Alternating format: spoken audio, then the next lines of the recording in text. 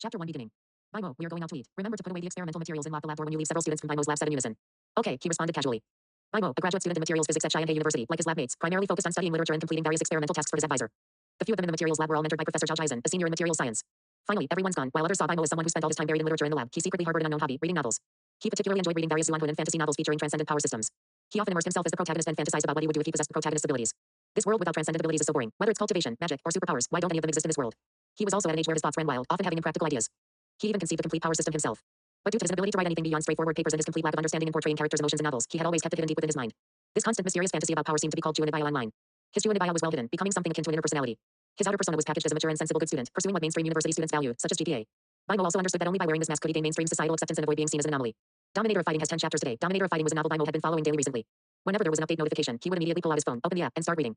It seemed that because Gideon Chinese Network was recently running a reward event for rapid updates, many popular authors were working themselves to the bone, and their update speed was quite astonishing. Just as BIMO was engrossed in the novel, a strange thing happened. After being heated for a period, the experimental materials to be tested in the heating kettle gradually began to emit some unknown pale green chi. BIMO, who was turned sideways with his view obstructed by the hand holding his phone, was so engrossed in a brilliant plot twist that he completely failed to notice the experimental phenomenon. In his memory, the materials his advisor instructed him to process still needed about 10 minutes of heating, and 10 minutes was more than enough time for him to finish reading the usual 2 daily updates of Dominator of Fighting. Anyone addicted to online novels knows that once you reach a climax, it's almost impossible to put it down midway. Everyone wants to finish watching the protagonist show off. But BIMO miscalculated one point. A novel he could usually finish 2 chapters of in 10 minutes had 10 chapters released today. By the time he realized it, more than 20 minutes had passed. What's that smell? He suddenly felt something was off, quickly put down his phone, and turned to look at the sample in the heating kettle. The rock-like sample was slowly emitting some pale green chi, which continuously drifted in the air, the green becoming increasingly faint.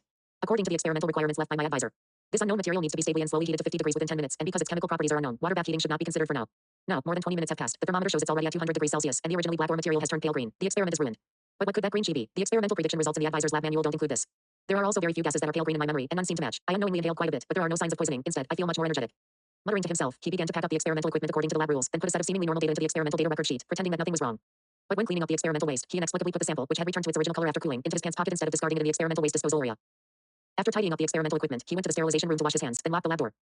As he walked, he was still pondering what that green chi was, but his thoughts were interrupted by his stomach's protest. Following his usual habit, he bought a plate of chicken drumstick rice at the cafeteria window, but in no time, he had devoured it all. At first, BIMO thought the auntie had served less rice today, as he still felt hungry after finishing the entire plate, so he went to queue up and bought another plate of rice. After finishing the second plate, he finally realized something was wrong. He was still a little hungry. Soon, the third plate went down, then the fourth, and only then did he feel full. Because he had been sitting in the same spot the whole time, the few people nearby watched the birth of this big eater. Looking at BIMO's slightly thin physique, they suddenly felt the world was too unfair. Why did they gain weight even from drinking cold water? At this point, surrounded by gazes filled with a mix of envy, jealousy, and resentment, he realized that his unusual appetite today had attracted the attention of those around him. As someone who wasn't confident in his appearance and was used to living unnoticed by others, he decisively chose to pack up his utensils and make a quick escape. Back in the single graduate student dormitory provided by the school, BIMO lay on his bed, bored and about to continue reading his novel. He thought about his unusually large appetite today and connected it to plots he had read in novels.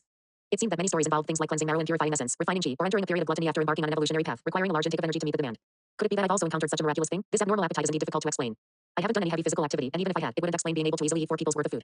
The only strange thing that happened today must have been inhaling a few breaths of the gas produced by the experiment. He, whose appetite was usually normal, began to ponder today's anomaly. If that pale green chi was spiritual chi, it would make sense that I've undergone marrow cleansing. As he was about to read his novel, this thought inexplicably popped into his mind. Inhaling spiritual chi feels pretty good. So, the stone that can emit spiritual chi, could it be a spirit stone? He stopped considering realistic explanations and instead used the logic of online novels to deduce further. Then am I the legendary protagonist? I can pick up magic treasure out of nowhere and accidentally find a way to use it. Is this my cheat? But using one spirit stone as a cheat, it seems too shabby. At the very least, it should be a magic treasure that can emit infinite spiritual chi to be worthy of my protagonist halo. BIMO picked up the sample on his desk and idly toyed with it. Just as BIMO was getting further and further lost in his off-topic logical deductions, almost fantasizing about a modern cultivation novel with himself as the protagonist, the ding-ding of his alarm clock rang, reminding BIMO that it was time for his nap. As for why the alarm reminded him to sleep instead of waking up, old bookworms know that once you start reading a novel in bed, it's easy to keep reading past bedtime.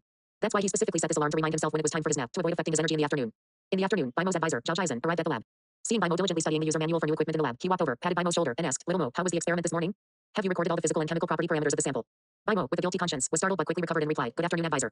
The experiment this morning went quite smoothly. The remaining waste after testing the sample has also been handled. Let me get you the data record." With that, BIMO went to get his laptop, opened the database, and displayed the data to Zhao Jizen. The data is recorded quite thoroughly. Keep up the good work. Oh, by the way, Little Mo, does this ore have any special properties? Advisor, do you have any questions about it? I picked up this ore from a volcano when I was on an inspection trip in Hawaii. I felt like I hadn't encountered this material before. I've spent my life dealing with all sorts of materials, so when I see something I can't identify at a glance, my first reaction is to sample it and test its properties. It's become an occupational hazard. Through preliminary chemical testing, this is just ordinary volcanic rock. It has no special properties. Advisor, I have some questions about that document you asked me to read last time. BIMO quickly changed the subject. After a routine academic Q&A, the two continued with their respective tasks. BIMO continued to study the new equipment manual, while Professor Zhao went to check on the progress of other experiments with other graduate students.